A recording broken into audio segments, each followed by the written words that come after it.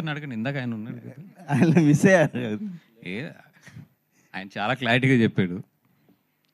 2029 వరకు కంపెనీ మొత్తం ట్రైన్ చేసి మొత్తం ఎస్టాబ్లిష్ చేసిన తర్వాత నువ్వు స్టెప్ తీసుకో. నేనేమన్నా, నేనే అప్పుడు కాలితే ఎలక్షన్ మొత్తం ఖర్చు కూడా నేనే ఇస్తాను, కానీ ఈ లోపల వెళ్తే కాలేరు కొడతాను అన్నాడు ఆయన.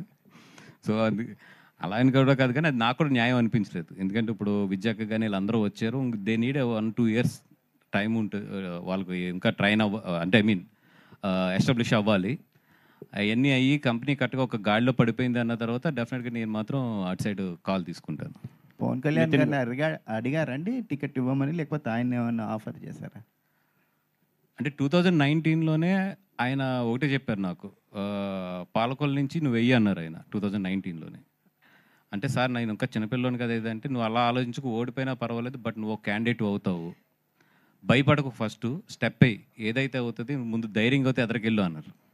కానీ నాకు ఆ రోజు నిజంగా ధైర్యం సరిపోలేదు. అలాగే ఈ ఎలక్షన్ బిఫోర్ ఆయన నాతో మాట్లాడినప్పుడు కూడా ఏంటి ఇంకా టైం తీసుకుంటావా అన్నారు, ఒక్క మాట అంతే. అంటే నేను అరవింద్ గారితో మాట్లాడాలి సార్ అంటే ఆయనకు అర్థమైపోయింది. అర్థమైపోయి సరే నువ్వు ఇండివిజువల్ డెసిషన్ తీసుకునే రోజు నా దగ్గరికి రా అన్నాడు ఆయన, అంతే. ఓకే నితిన్ గారు. అల్లు అర్జున్ నంద్యాల వెళ్ళినప్పటి నుంచి కూడా అల్లు ఫ్యామిలీలో, చిరంజీవి ఫ్యామిలీ చాలా ప్రాబ్లమ్స్ అంటే ఇష్యూస్ వస్తున్నాయి, పెద్ద అటాచ్మెంట్ లేదు, తగ్గింది, ఇదంతా అంటున్నారు. దీనికి మీరు పర్సనల్గా ఏం చెప్తారు?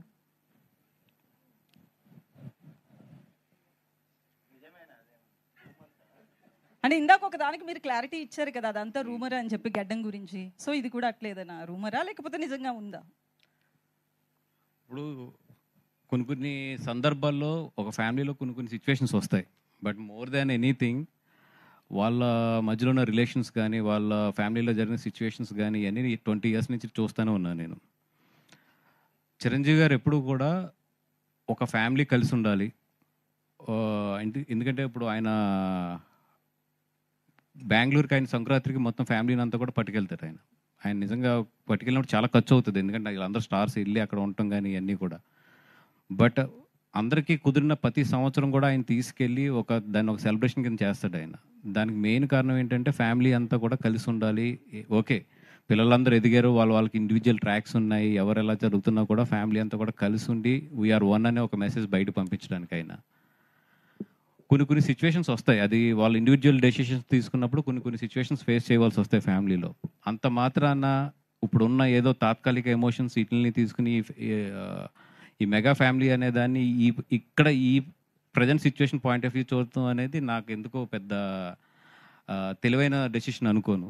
ఎందుకంటే I know them very well, వాళ్ళ బాండింగ్స్ ఎట్లా ఉంటాయి, ఒక సిచ్యువేషన్ వస్తే ఒకరికొకరు ఎలా నిలబడతారు, ఒక సిచ్యువేషన్లో ఒక సిచ్యువేషన్ చాలు ఇవన్నీ తీసేసి మీ అందరం ఒకటి అని చెప్పడానికి. Just I'm waiting for that time అంతే. బట్ మేమందరం కోరుకునేది ఒకటి ఏంటంటే, వాళ్ళని చిన్నప్పటి నుంచి చూసాం కాబట్టి ఫ్యామిలీని అందరినీ కూడా మేమందరం కోరుకునేది ఏంటంటే ఈ ఫ్యామిలీ ఎప్పుడు బాగుండాలి, బాగుంటుంది కూడా. ఇవన్నీ జస్ట్ పాసింగ్ క్లౌడ్స్ అంతే. Please subscribe BCN channel. Please subscribe BCN channel. ఇందులో మీకు కావాల్సిన అన్ని రకాల హంగులు ఉంటాయి. Hi, this is MM Sri Lanka. Please subscribe to BCN channel.